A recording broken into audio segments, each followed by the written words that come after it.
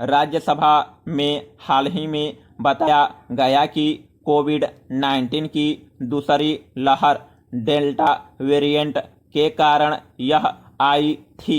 मैं राज्यों और केंद्र शासित क्षेत्रों में ऑक्सीजन की कमी के कारण किसी मरीज की जान नहीं गई। हालांकि केंद्र सरकार ने यह माना कि दूसरी लहर के दौरान ऑक्सीजन की मांग में अप्रत्याशित वृद्धि हुई।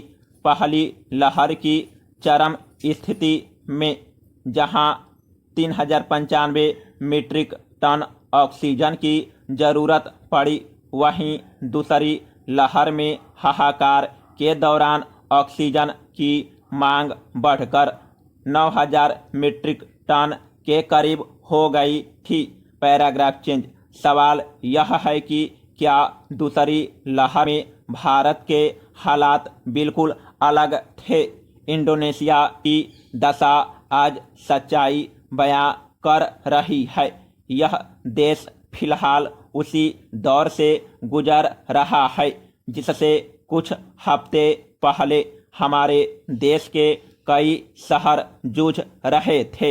इंडोनेशिया के प्रमुख अखबार जकार्ता पोस्ट के मुताबिक डेल्टा वेरिएंट के कारण मामलों में आए इस उछाल से इंडोनेशिया में हर दिन 50,000 नए मरीज सामने आ रहे हैं और यहाँ के स्वास्थ्य तंत्र पर इस कदर बोझ बढ़ गया है कि वह ध्वस्त होने के कगार पर पहुंच चुका है।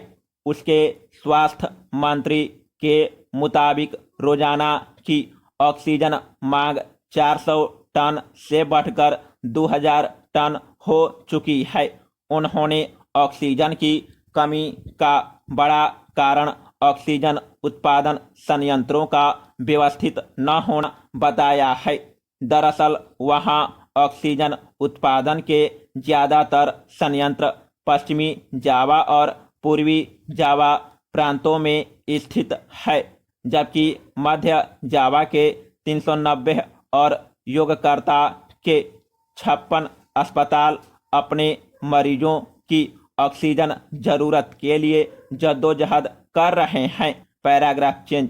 अफ्रीका की सेहत भी इसी तरह से दिनों दिन बिगड़ रही है।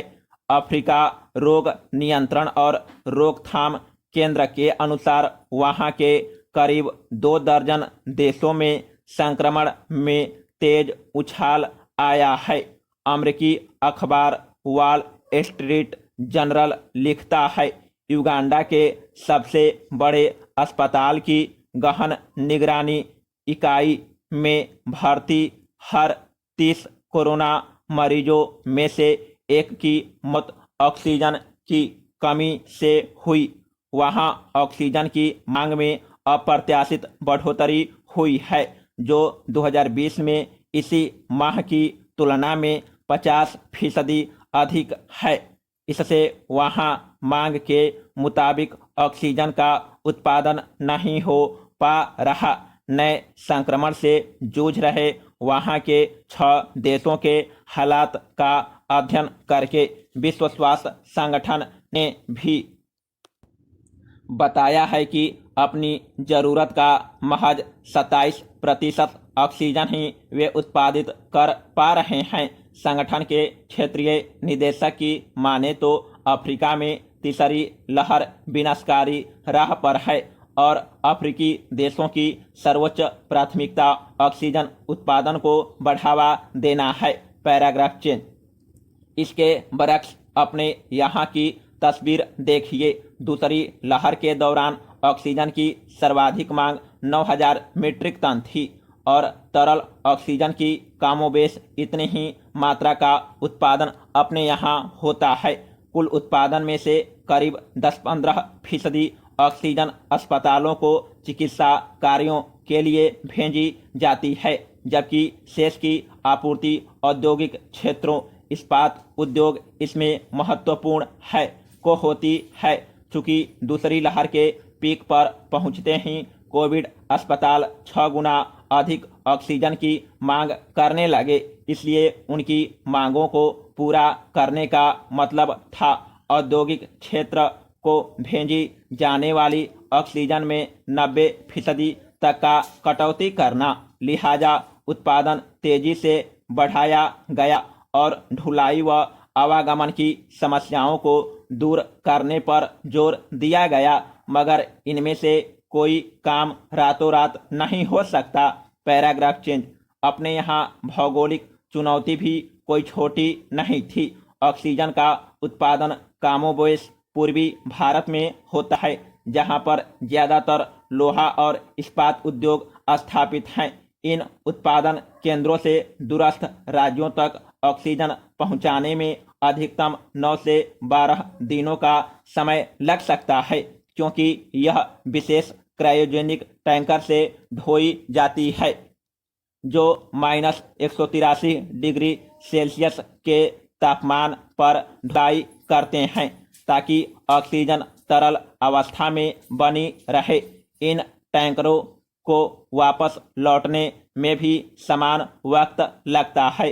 हालांकि रेलवे और वायु सेना को इस अभियान में शामिल करने से यह वक्त कम हुआ, तथा यह भी है कि पहली लहर के खत्म होने के बाद अक्टूबर 2020 में जिला अस्पतालों में ऑक्सीजन संयंत्र स्थापित करने के लिए निविदाएं जारी की गई थी। लेकिन दूसरी लहर की शुरुआत तक उत्पादन में कोई उल्लेखनीय वृद्धि नहीं हो सकी। हालांकि कुछ अपवाद भी थे, क्योंकि कुछ जिलों में स्थानीय क्षमता बढ़ी थी और कहीं कहीं तो ज़रूरत से अधिक ऑक्सीजन का उत्पादन होने लगा था। Paragraph change. लिहाजा सवाल यह है कि आने वाले महीनों के लिए हम तैयारी कैसी होनी चाहिए। अन्य देशों का अनुभव यही बताता है कि जहां टीकाकरण की रफ्तार धीमी है और डेल्टा वेरिएंट का प्रसार हुआ है, वहां इन दोनों के घातक मिश्रण ने अस्पतालों पर मरीजों का बोझ बढ़ा दिया। अपने यहाँ 21 राज्यों के 70 जिलों में ICMR द्वारा किया गया चौथा राष्ट्रीय सीरो सर्वे बताता है कि 67.6% लोग संक्रमित हो चुके हैं, जिसका अर्थ है कि अगर कोरोना वायरस का अब कोई रूप नहीं बदलता है या म्यूटेंट नहीं करता है, तो 40 करोड़ लोगों पर अब खतरा है। इस खतरे को जिलावार समझना होगा और इसके लिए जिला स्तरीय सीरो सर्वे की हमें सख्त ज़रूरत है। पैचवर्क वैक्सीनेशन यानी खास हिस्सों में किया जाने वाला टीकाकरण अभियान हमारे सुरक्षा चक्र को नुकसान पहुंचा सकता है। अत्यधिक टीकाकरण वाले क्षेत्र के नज़दीक में यदि हम टीकाकरण वाला इलाका हो तो फिर वायरस का प्रसार कम टीकाकरण वाले एक इलाके से दूसरे में हो सकता है, जिसके कारण बहुत छोटे इलाकों में भी महामारी फैल सकती है। इसके कारण आने वाले दिनों में कम टीकाकरण वाले क्षेत्र संवेदनशील बने रहेंगे, क्योंकि वहां पहले से ही स्वास्थ्य सेवाएं काफ़ी कमज़ोर है। यह एक गंभीर स्थिति हो सकती है, जिससे बचने के लिए हमें बिना कोई वक्त गंवाए अपनी तैयारी शुरू कर देनी